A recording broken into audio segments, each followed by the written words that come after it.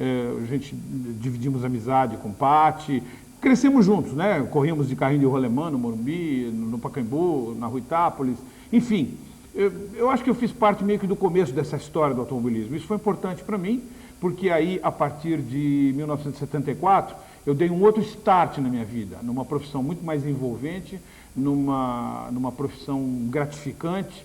E aqui eu quero cumprimentar o professor Flávio Prado, porque é uma pessoa que eu sempre admirei pelo seu trabalho, pelos seus conhecimentos, pela sua dedicação e pela sua naturalidade. Abençoados vocês que têm um professor como o Flávio Prado.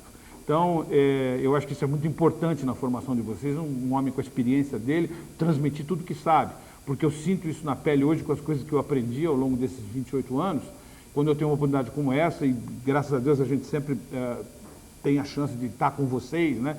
E passar para vocês essa coisa de vocês sempre terem ânimo e acreditar no trabalho de vocês, né? Por mais dificuldades que existem, não pense que a minha vida foi um mar de rosa, não pense que a minha vida foi uma moleza. Para mim conseguir as coisas sempre foi a força. Aliás, eu já nasci a força, já tiveram que me puxar com ferro. Então, eu acho que já vem desde cedo nessa coisa, e qualquer mensagem que eu possa passar para vocês, e qualquer coisa que vocês possam assimilar, né, das palavras de um professor como o que vocês têm, eu acho que isso para vocês com certeza será de uma ajuda, será de um suporte, de um apoio muito importante para o futuro de vocês.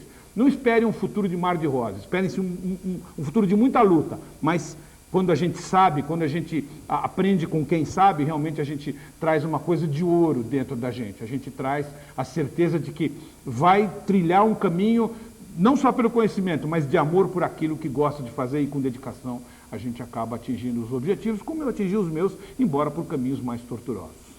Você foi campeão da Divisão 3, da extinta Divisão 3, né? Quais outros campeonatos você disputou, Edgar? Olha, a Divisão 3 hoje ela tem um nome mais sofisticado, ela já chama-se Stock Cars. Bom, a Divisão 3 sempre foi uma categoria que permitiu, sempre deu ao piloto liberdade para mexer no motor. Então você saía do motor convencional de 140 cavalos, usava recursos de equipamentos específicos para a preparação desses motores e chegava a 400 cavalos, 350 cavalos, com a ajuda de equipamentos que eram feitos aqui na Argentina, até de preparadores argentinos. Era um motor de 6 cilindros.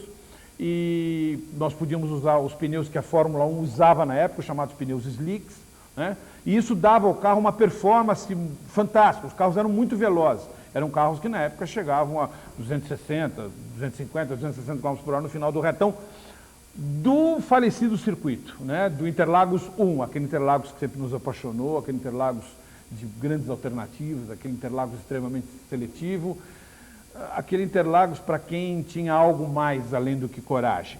E depois, com essas modificações impostas pela Federação Internacional de Automobilismo, o Interlagos foi meio truncado, mas ainda assim é uma pista fantástica. E a Divisão 3 era muito competitiva porque ela tinha equipes poderosas disputando, a nossa não era das de ponta, mas com regularidade, com algumas vitórias e uma série de bons resultados, até porque campeonato para mim sempre foi uma somatória de pontos, né? Às vezes não dá para você ganhar, mas às vezes quando não dá para ganhar, não quer dizer que você necessariamente precisa quebrar o carro. Se você quebra o ponto, você não marca ponto nenhum. E na minha matemática, um ponto é melhor do que nenhum.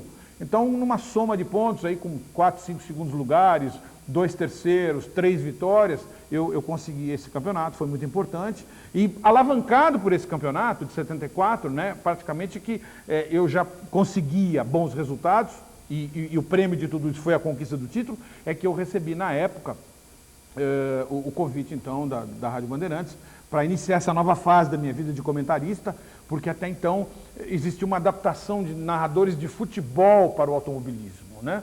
Então, eles precisavam, como era uma área muito técnica, na época, o diretor artístico da emissora, Hélio Ribeiro, um grande nome do rádio brasileiro também, me fez esse convite. E nós fizemos uma experiência num grande prêmio da África do Sul, com todas as dificuldades da época, transmitindo em onda curta, via SSB, aquelas que só na segunda-feira que nós ficamos sabendo que chegou a transmissão aqui no Brasil.